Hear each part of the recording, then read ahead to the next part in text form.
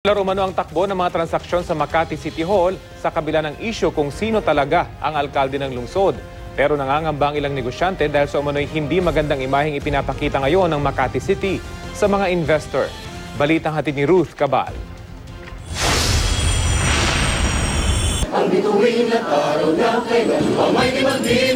Di pangkaraniwan ang mga nakabantay na taga-suporta ni Makati Mayor Junjun Binay sa paligid ng Makati City Hall. Maging ang kontrobersyal na Makati City Hall Building 2 napapalibutan din ng mga taga-suporta at tauhan ng Public Safety Department. Pero sa loob, business as usual naman daw. Business permit ko, saglit ko lang nakuha. Saglit nyo lang nakuha? Opo. Mga ilang minuto lang? Saglit lang, wala pa ng 5 minutes eh. Mabilis naman po. Kahit na may parang dalawa daw yung mayor ng Makati, hindi ka ba nahirapan? Hindi naman po, okay lang po.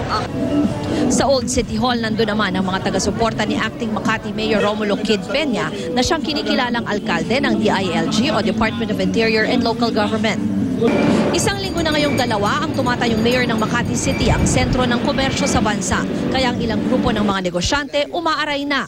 Oo nga't di naman daw apektado ang araw-araw na operasyon nila. Pero ang pinangangabahan nila, ang di magandang imaheng pinapakita nito sa syudad. You're causing a lot of confusion downstairs. It gives a wrong impression, or it gives the impression that in this country, when there are problems, there is no solutions.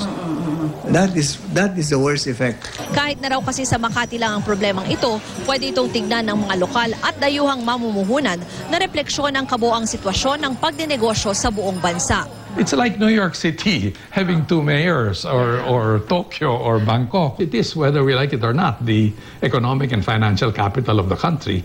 So it really has to be dealt with in a decisive way. The real effect of this is, again, we are showing to the world na how difficult it is in the country, the lack of coordination, the lack of predictability. Dapat daw maresolba na ng korte sa lalong madaling panahon ang issue sa liderato sa Makati.